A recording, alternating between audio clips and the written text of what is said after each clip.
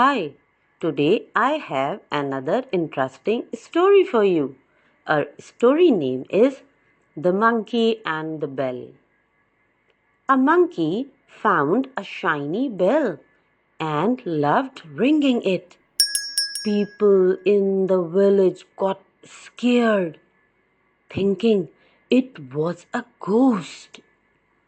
A wise old woman said, "It must be a trick." She carefully followed the sound and found the monkey. Instead of scaring him, she gave him fruits in exchange for the bell. The village was peaceful again, and the monkey was happy too. And the moral of our story is fear comes from the unknown.